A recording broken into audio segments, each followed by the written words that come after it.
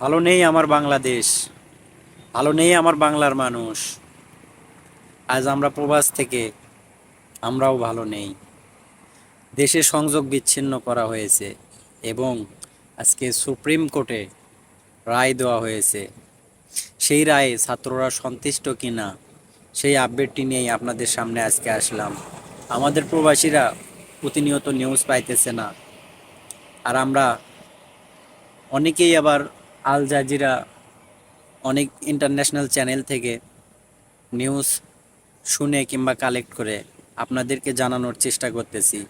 অবশ্যই আপনারা সাবস্ক্রাইব করবেন এবং লাইক দেবেন, যেন আমার এই নিউজগুলো আপনারা প্রতিনিয়তও পান। আজকে সুপ্রিম কোর্ট থেকে যে রায়টি দেওয়া হয়েছে বাংলাদেশ ছাত্র আন্দোলনে, কোটা আন্দোলনে, সেই রায়টি ছাত্ররা মানবে কি না আদৌ জানা নেই। ছাত্ররা 8টি দাবি জানিয়েছে।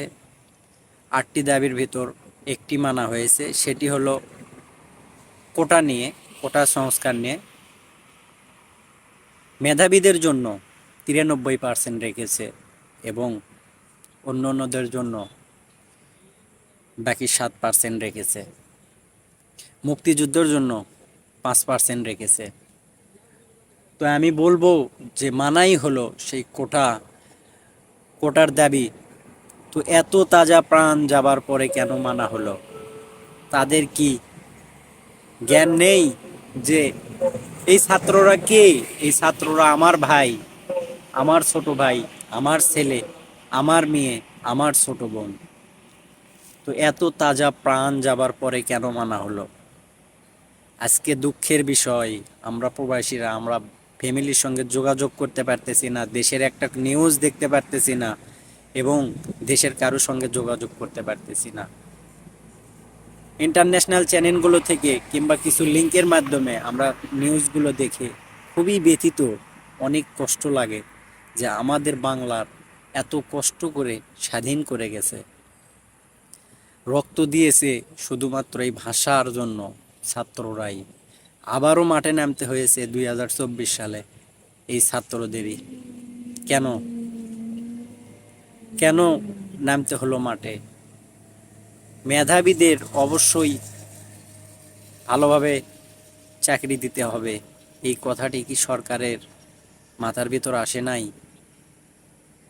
জলজান্ত তাজা রক্ত মাটিতে মিশিয়ে গেল, হাজারো, দেড় শতাধিক দেড় শতাধিক তাজা প্রাণ মাটির সঙ্গে মিশিয়ে গেল। যারা হইতে পারত আগামী দিনের ভবিষ্যৎ, যারা হইতে পারত আগামী দিনের বড় বড় অফিসার। ইস, দুঃখ লাগে, মনটা খুব কাঁদে বাংলার জন্য, বাংলার মানুষের জন্য। ইস, আমরা প্রবাস থেকে কিচ্ছু করতে পারতেছি না, শুধু দেখতেছি আর অজরে কাটতেছি। অনেক অনেক প্রবাসী ভাইয়েরা অজরে কাটতেছে রাতের আধারে, কিন্তু কিছুই করার নেই। শুধুমাত্র হয়তোবা কিছু প্ল্যাটফর্ম থেকে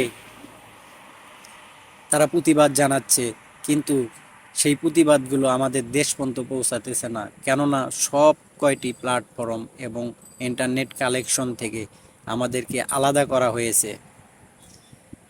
তাই এখনও যারা প্রতিবাদে রুখে দাঁড়াননি, তারা প্রতিবাদের সঙ্গে এখন এবং আমাদের ছাত্র ভাইদের সঙ্গে এখন আমরা দল মত বিশ্বাসে আমরা কোন দল করি এইটা না দেখে না ভেবে আমরা অবশ্যই আমাদের ভাই বোনদের পাশে দাঁড়াবো। এটা অধিকার ছাত্রদের, এটা আমাদের ভাইদের বোনদের অধিকার। তাদের দাবি সবগুলো মানা হোক এবং দেশে শান্তি ফিরিয়ে আসুক।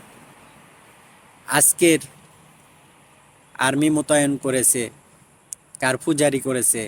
এই কারফিউ জারি করাতে দেশে আজকে হালকা একটু শান্ত পরিবেশ, কিন্তু তাতেই যে সব সমাধান হয়ে গেছে তাও না।